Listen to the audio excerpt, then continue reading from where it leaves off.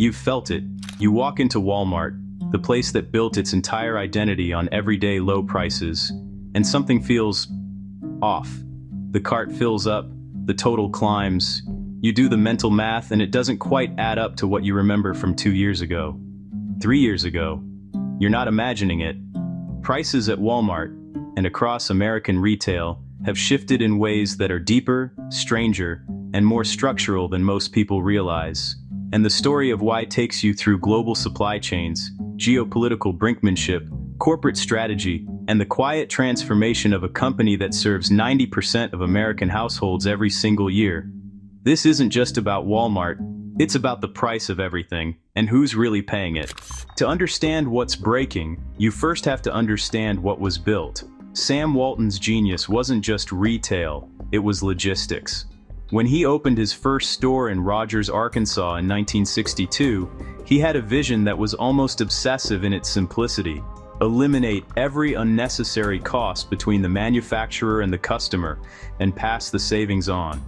Walton pioneered the model of squeezing suppliers until their margins bled, building enormous distribution infrastructure and using sheer volume as leverage. Walmart didn't just sell things cheap, it forced the entire supply chain to become cheap. Manufacturers who wanted access to Walmart's 140 million weekly customers had no choice but to comply. For decades it worked spectacularly. Walmart became the largest company on earth by revenue. Economists estimated that Walmart's pricing pressure saved American consumers hundreds of billions of dollars per year. But that model had a hidden assumption baked into it, one that almost no one talked about while things were good. It assumed the world would stay open, stable, and cheap. Here's a number that tells you everything. At its peak, an estimated 70 to 80% of Walmart's suppliers manufactured in China. Walmart didn't just benefit from cheap Chinese manufacturing. In many ways, it created the ecosystem of cheap Chinese manufacturing.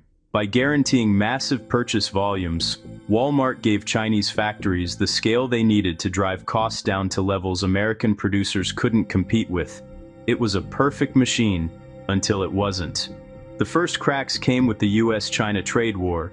Tariffs introduced between 2018 and 2020 hit thousands of product categories: electronics, furniture, clothing, tools. Walmart, like every major retailer, faced a brutal choice: absorb the tariff costs and shrink margins, or pass them to customers. They did both, and neither worked cleanly. Then COVID hit. Supply chains that had been optimized for efficiency rather than resilience simply collapsed. Container ship backlogs at Los Angeles and Long Beach stretched for miles. Factory shutdowns in China rippled through product categories within weeks. Shelves that had been reliably full for 30 years went bare. And when everything reopened and demand surged, consumers flush with stimulus money, wanting everything at once, there wasn't enough supply to meet it. The result was the worst inflationary spike in 40 years. Walmart was caught in the middle of all of it. Now here's where it gets interesting, and a little uncomfortable. Not all price increases look like price increases.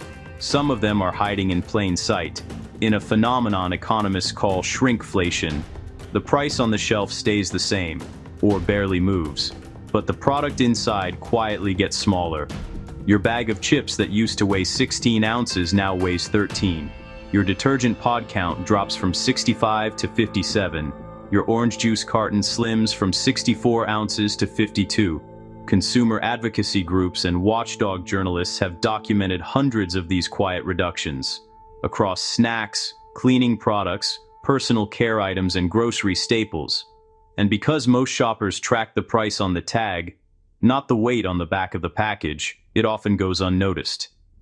Manufacturers love shrinkflation because it's invisible inflation. Retailers tolerate it because it keeps the sticker price stable, which keeps shoppers from experiencing sticker shock. But the math doesn't lie. When you calculate price per ounce, the true cost, Americans are often paying 20 to 30% more for the same goods than they were just a few years ago. And on top of shrinkflation, there's what analysts call greedflation, the controversial argument that some large corporations use the inflation crisis as cover to expand their own profit margins. Raising prices beyond what cost increases actually required. So, what's happening inside Walmart specifically? The company is caught between two forces pulling in opposite directions. On one side, its customers. Walmart's core shopper is not wealthy. The median Walmart customer earns significantly less than the national median household income. These are people for whom a 10% increase in grocery bills isn't an inconvenience. It's a real hardship. They will notice. They will react. They will drive to Aldi or Dollar General or shop at Costco if they have to. Walmart knows this. Its entire brand equity, everything that makes Walmart Walmart, depends on being the cheapest option in the room. The moment customers don't believe that anymore, the whole story unravels. On the other side, its suppliers, the giants of consumer goods, companies like Procter & Gamble, Unilever, Kraft Heinz, have been pushing price increases through the system for 3 years.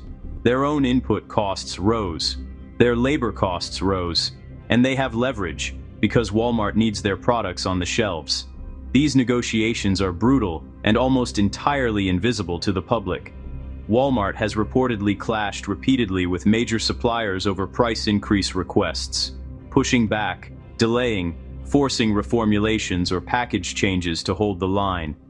And yet the prices still went up. And now, layered on top of all of this, a new pressure wave. The return of aggressive trade tariffs has sent shockwaves through retail supply chains once again. New tariff packages targeting Chinese goods, along with broader import duties, are forcing companies to make decisions they haven't had to face in years. Where do you manufacture when China is expensive and politically risky? You move to Vietnam, Mexico, India, Bangladesh, and then those face their own tariff exposure, their own logistical challenges. Walmart has publicly stated that tariffs will result in higher prices.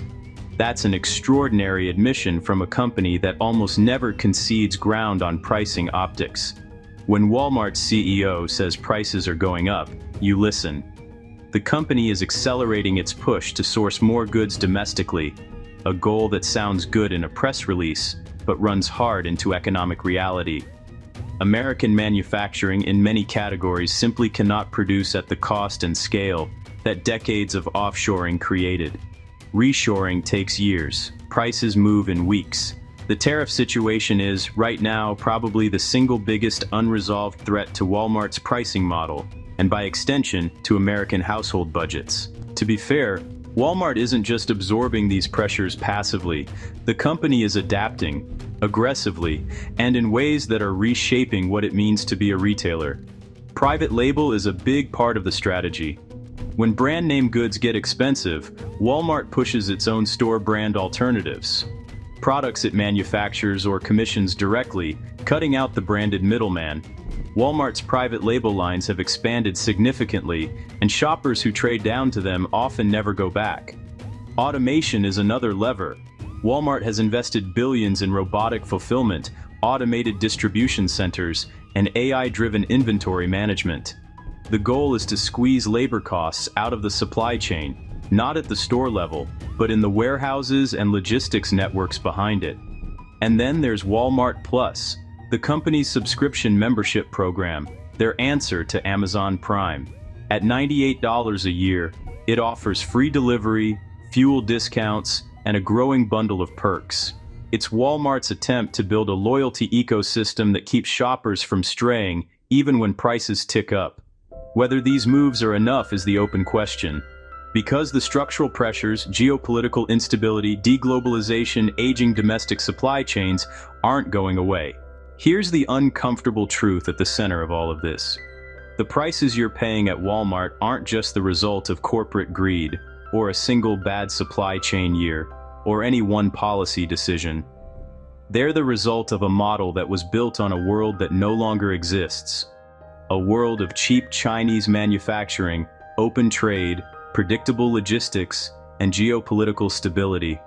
That world, the one that made Walmart possible, that made everyday low prices a promise rather than a marketing slogan, is quietly coming apart. What replaces it is still being decided. In boardrooms, in Congress, in trade negotiations, and port labor contracts and factory floors in Vietnam and Texas. And somewhere in all of that, in every negotiation, every tariff, every supply chain decision, is your grocery bill. Walmart will survive this. It's too big, too embedded in American life, not to.